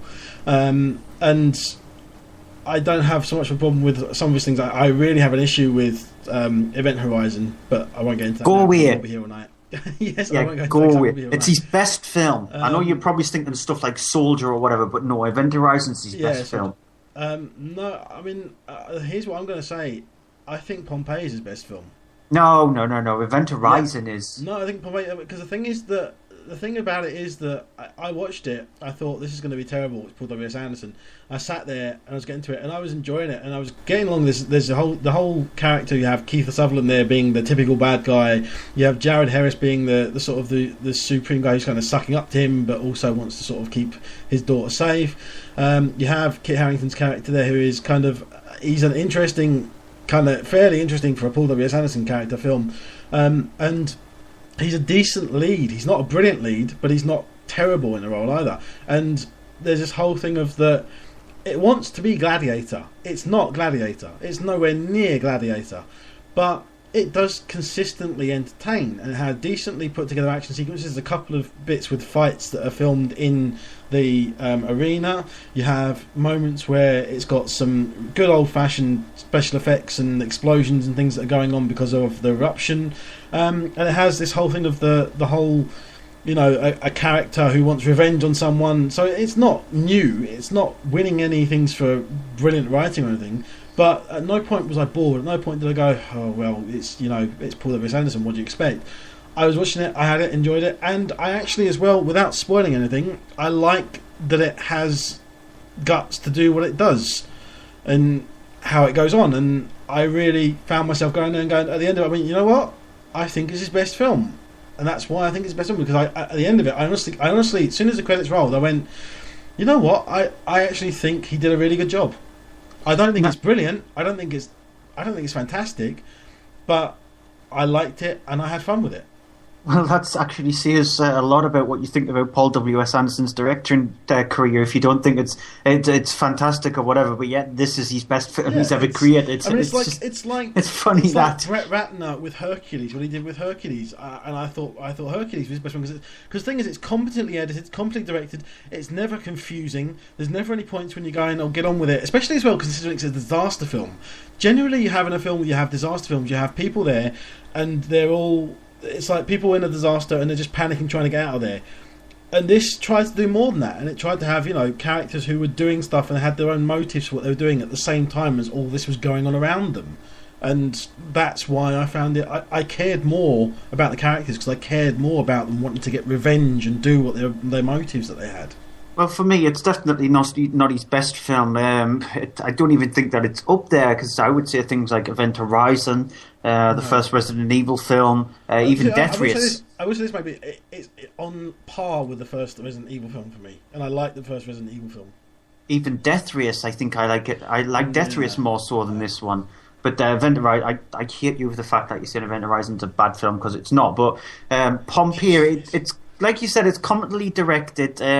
It's fine for what it is. It doesn't try to be more than what it should be. It isn't one of these movies where it's attempting to be really dramatic at times or try to tell a message or anything like that. Paul W.S. Anderson knows how his movie should be and how the film should flow, and it's got that Paul W.S. Anderson flow. He's a director, I think, who doesn't care what other people think.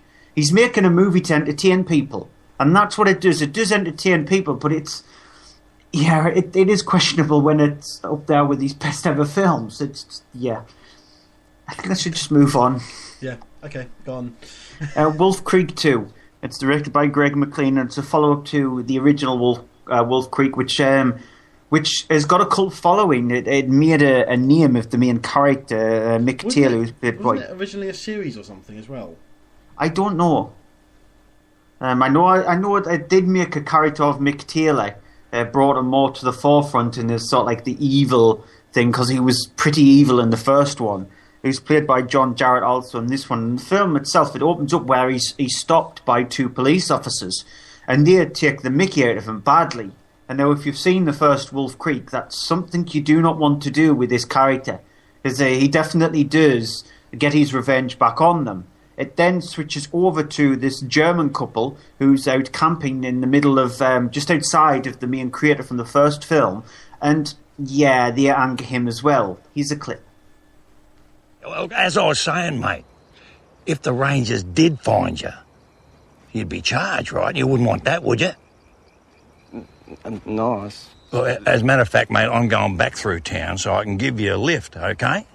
And set you up in a caravan park for the night. Right? Uh-huh. Yeah? Well, you wouldn't want to be hiking back into town, would you?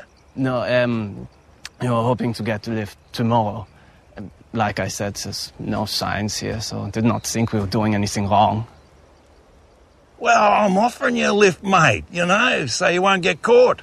You sure there's no camping here? I checked on the map. I just said so, didn't I? Well, yes, but, Well, you call me a liar. Look, I'm going to give you one last chance to help you out. All right? And so you can probably guess how that scene there plays out. And unfortunately for a British surfer, that sounds like an oxymoron, that, doesn't it? A British surfer, considering the kind of weather that we get. But he's on holiday in Australia, and unfortunately he's in the wrong place at the really wrong time, because he witnesses what Mick Taylor does to this couple. And so Mick goes after this British surfer, and it's up to him to try and survive. Now, the way the first one played out, it took about 40 minutes before you got to the despicable character of Mick, and then it became the typical stalking kind of movie where a psychopath is going to kill people.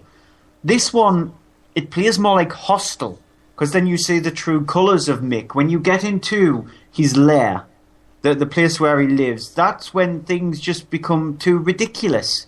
Because it's just all about the nastiness and gore, what he's done to the people. How many people he's killed when you get into his lair is unbelievable. I know you've seen As Above, So Below, and you know in the scene where they're in the catacombs, you see... I thought you saw As Above, So Below. I didn't see it, no.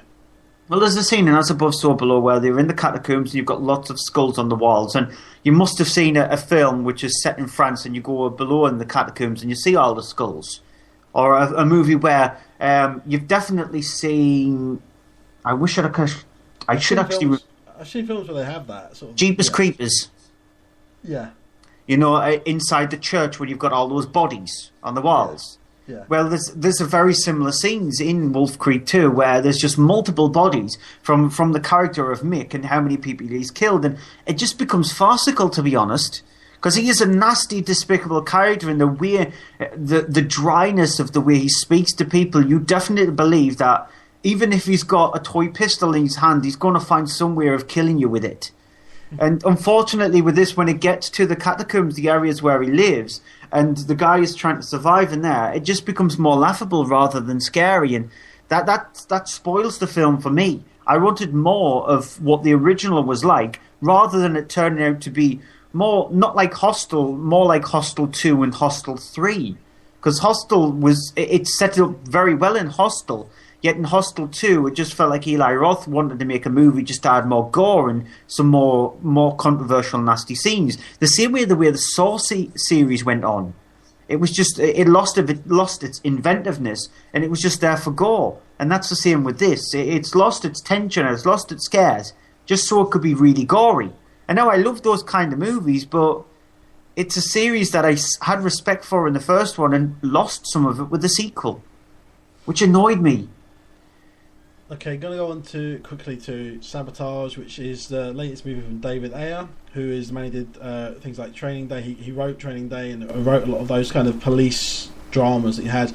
Here he's directing a movie which is following around a special sort of, kind of a special drug team that works for the police, who kind of like a strike team led by the character played by Arnold Schwarzenegger, who leads a kind of an all-star cast that includes Sam Worthington, Joe Manganiello, you have Muriel Enos, you have Terrence Howard, you have Josh Holloway, and it's this team that's very sort of tightly lit.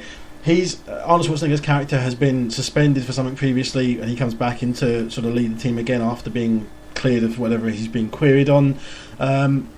Tries to lead the team again, finds they're a bit sort of all over the place now, but they have this plan where they have sort of stolen money from sort of a drug bust. But when they go to retrieve the money, it's gone, it's missing. Then soon after, members of the team start getting picked off one by one, and he's forced to try and figure out what's going on and try and sort of decide what's going on, meanwhile having sort of his own ulterior motives. Now, here's the thing with Sabotage.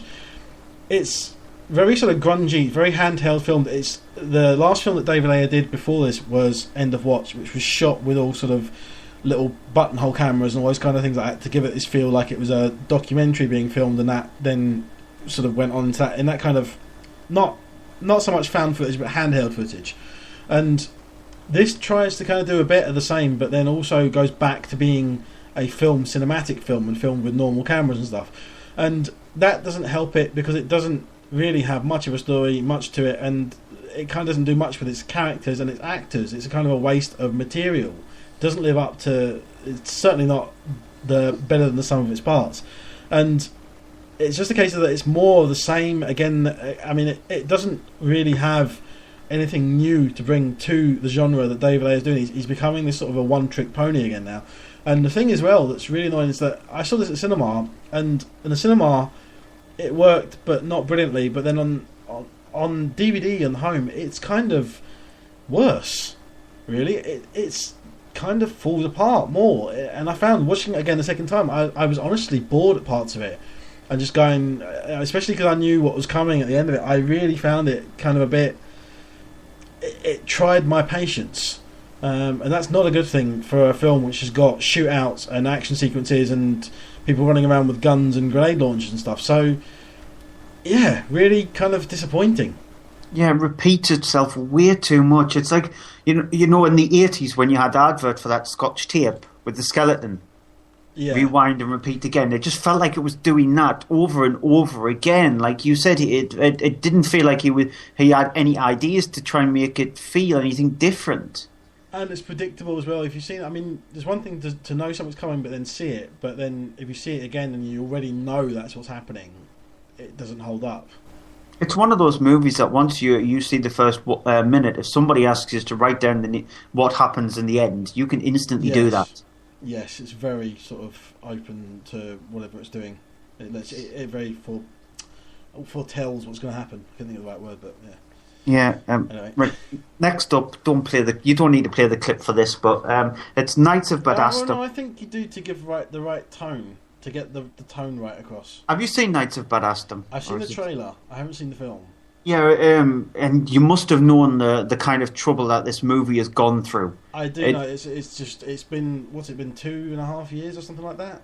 It's had more trouble than The Cabin in the Woods, which is saying a lot. Knights of Bad Aston couldn't find a distributor, and when it did, the distributor dropped it, and it had trouble with the way it was shot, and they weren't happy with the way the director made the film, and so they changed a lot of stuff, and it landed in development hell.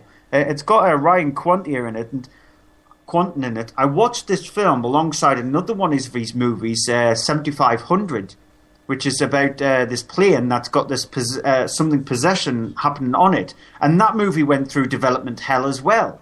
So he seems to be an actor who goes through development hell with these movies. And it centres around two friends who are trying to help their third friend out after he's been dumped by a girl. I think this is what the clip is. I think...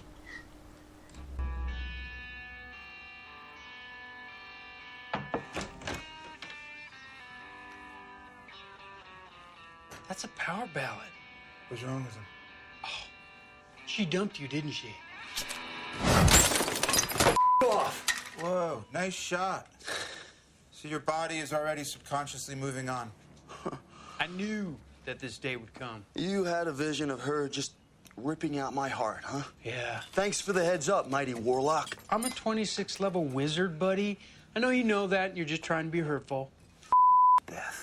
Dude, look, I'm sorry for what happened, but you two hadn't been right for each other for a long time. Yeah. It's only the rejection that hurts. You'll get over that. Maybe she's right. Maybe I should be making some changes. Maybe I should move out of here. Well, no, there's no need for drama. You'll always have a place here at Minen's Castle. I still love her. You can't leave him like this. I know. I'll be fine. Just go. Go, kill your fake dragons. And so his two friends in that clip there, played by Steve Zahn, who plays Eric, and they've given a brilliant name to Peter Dinklage's character. He plays a character called Hung. Yeah, exactly. And they're into Dungeons and Dragons, badly into Dungeons and Dragons. So much so is that they dress up like them, and they join this huge, massive group of people who reenact scenes from Dungeons and Dragons and go on quests with maces, and they have proper warlock characters who like level 25 and what have you. However, Steve Zahn's character, he's a bit of a useless warlock, and he's given the task to get Ryan Quantier's character back into the fold of them, because he used to do that kind of stuff, but now he's on the outer edge, taking the mickey out of them, and he gets him to bring him back into the fold, and unfortunately reads an incantation out of this book, which rises this incubus demon, and she goes on a killing spree, and they get the help of a character played by Summer Glau, and they ultimately have to try and stop this evil. Now, it is a comedy. It's a comedy horror, and it has some funny parts in it that are down to Peter Dinklage, to be honest. He has some brilliantly comic timing, and Steve Zahn as well, and Ryan Quanten is just annoying. He's just really annoying, and Summer Glau is just there for the female quota, and it's quite nice to see Summer Glau in a film. So I quite like Summer Glau. But yeah, it's just the film itself. You can see where it's gone with the development hell, because it suffers from the fact that it's not very memorable. It's not overly special. It's not like, say, A Cabin in the Woods, where the humour is very witticistic and it plays on all the horror tropes, and then it just goes absolutely crazy. This one is just the kind of film where you don't mind if you've got a few friends around and you've got a few pizzas and a couple of beers and you just want to watch something to pass the time. It is a pass the time kind of movie, and that might sound like a bad thing, but a lot of the time that's the kind of films where a lot of people want to watch, not movies where you engage your brain. You just want to be entertained for an hour and a half, and it entertains for the time that it's on. Okay, so the last film that I've got is the last film. Or have you got another film to do? I've got one more. You've got one more. Okay, the last film I've got though is Only Lovers Left Alive. It is written and directed by Jim Jarmusch.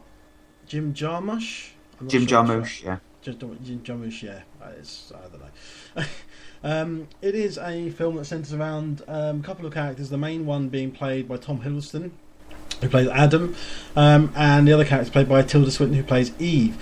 Adam is a man who is introduced to him. It turns out, this isn't spoiling it because it's explained very early on. You see, he is essentially a vampire, and so is Tilda Swinton's character Eve. He lives in America in this little sort of a recluse in the city. He stays in. He just plays music. He has someone come and deliver things to him, played by Anton Yelchin. Who he describes as a zombie because that's how they sort of refer to normal human beings.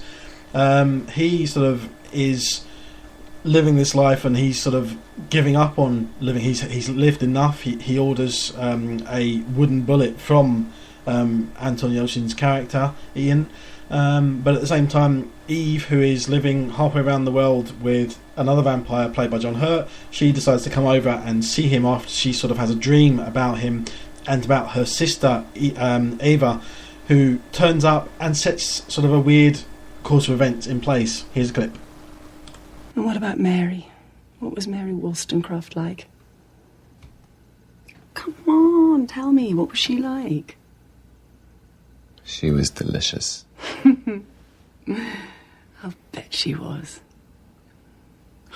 Talking of delicious, I have a surprise, an experiment. That doesn't work, by the way. No, it does. I plugged it in.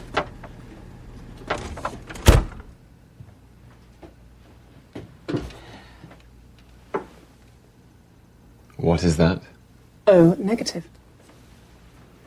That's delicious. Blood on a stick. On a steak. That's not bad. Very refreshing, especially when you're in a hot spot. Checkmate, my darling. Eve, you're ruthless. You're brutal. I'm a survivor, baby. Was all the bloody talking? So, of course, then Eva turns up as well, played by Mia Wasikowska, and leads them on sort of a path of events, things happening that then means that things get a little bit complicated. I'm not going to go into what details happens, but here's the thing with it. It's you were talking about this before because you saw this when it came out in cinema, and I hadn't seen it, but it is very much, I agree, very much a sort of what I called an alternative vampire film like Byzantium. Yeah. In that it's about vampires, but it's not really all about them being vampires. It's just about them being very old, and it's in particular Tom Hiddleston's character who's become very bored with life and he has no sort of interest in living. He's basically shown. You see, he's become this incredible scientist. He's created this thing that creates power for him. So he's disconnected his house from the power grid. He's created a engine for his car that doesn't need any fuel. So he's all these things going on, but he doesn't care. He's not letting these out into the world. He doesn't want to claim sort of success or anything. He just wants to be kept to himself and his own devices and left alone. And it's very, very good that sort of side of it. It's a very small film, but even though it gets bigger as it goes on, but it's all sort of about him living his life and then Eve coming into it as well, and the two of them and their relationship. And it's a very, and it's weird, but it's weird to say it, but it's a kind of a very sweet film about them. But then it changed direction when Ava turns up and throws a spanner in the works. And it's surprising how much, considering there's not a lot that goes on, a lot of it is just characters talking, how really kind of gripping the drama is and the acting is in it, purely because it's Tom Hiddleston and Tilda Swinton and Mia Wasikowska, and to a smaller degree Anton Yelchin and John Hurt. And I'm just surprised how much I enjoyed it. It's a great drama, and it has these weird elements to it because of them being vampires, but that doesn't overshadow the human element to them, of them being bored with being too old. Yeah, it's got a fantastic aesthetic. Jim Jarmusch's films has always got a really interesting style to it, and the way this film is shot, I think he got the casting spot on. Both Tilda Swinton and Tom Hiddleston, when you look at them, they've got a vampiric charm to them. They've got a vampiric look to them without them being proper vampires. And I just loved the way it played out. I loved the drama. I was really captivated by the characters. It's kind of like it's taking vampires who have been living around for so long that they've got past the point of even dressing up in drag and doing all that kind of thing, the goth thing. They've kind of it's kind of like the next step of what would happen after that. They've done all that, and then you're seeing them after that, and they're kind of like, I'm bored now, what to do now? There's nothing to do. Yeah, for me it would make a brilliant double bill with Byzantium. It is. I will say I think Byzantium I liked a bit more, just because of the fact that it had this energy to it more that this doesn't have. But that's not to say this is lacking energy. It's just that this is a lot more a relaxed film. I agree with you on Byzantium, but the reason why I like Byzantium more is because the director was brave enough to tell it from the female point of view rather than just stick with the atypical male or the relationship in that point. So I think that's the reason why I like Byzantium slightly more, and it's not a vampire film. I can see that, yeah. Okay, so what's the last film you've got to do? It's a film called R100, and it's directed by Hitoshi Matsumoto. And this is one of the most confusing, strangest films I've seen in a very long time. It centers on a character who's played by Mai Daiichi, and he is a businessman of sorts who's got a very normal life. He's got a son at home. He's got a wife who's in a vegetation kind of coma, and he's looking to spice up his life a little bit more. And you don't find out how he finds out about this club, but there is this club which deals in extreme S&M and bondage and things like that. And he decides to join them, and he signs up for a 1-year membership, and you can't quit this club within that 1-year membership. You get girls randomly sent out to you, no matter where you are, at random times in that year, and you can't say stop. They can do whatever they want to him. There's a scene where he's being kicked really badly in the middle of the street, and nobody's paying attention that much. And so there's that kind of thing. And the only rules that he's got is he can't touch them, he's not allowed to cancel his membership, and he can't do any kind of violence towards them. However, something bad happens to one of them, who's called Mistress Saliva. It gives you a clue what her speciality is. Yeah. Yeah, and so something bad happens to them, which turns this club to bring the big, massive CEO. And when I say it big, massive, it's a 7-foot woman in a dominatrix outfit to come to Japan to try and hunt him down alongside an army of dominatrix. And the last 15 minutes is a battle between him throwing grenades at a never-ending horde of dominatrix just coming charging at him with this 7-foot woman just instigating it all. What? The film... now, that's not the strangest part, though. The strangest part is the director turned around and said he wanted to make a film that's specifically aimed at 100-year-olds. The name of the film is called R100 because that's the age rating of the film. So we've got 18-rated films here and R's in America. This is aimed at R100s, and it's supposedly the film itself is told through the director of the movie, because there is a couple of scenes where you get the meta in films where it breaks off and the creators of the movie going, can we really get away with what we're creating here? And then at the end of the film, it's not giving anything away. You've got an old man who's supposedly the director of the movie who's happy with what's happened during the film. This sounds completely nutbar crazy. To make it even more crazy, every single time when a dominatrix is going up to the main character and managed to succeed in giving him pleasure, you just get a huge, massive smile on his face, and then the background just shakes. It's like there's a wobble, and then every now and again in the movie you've got people seeing that, was that an earthquake? And then they stop for like 10 seconds before they continue. The film itself is completely nuts. It's just, when I wrote down, with every single film that I've watched this year, I've given a rating beside it. I don't know how I'm going to rate this film. I've just got question marks beside the movie itself, because I don't know how I felt about this film.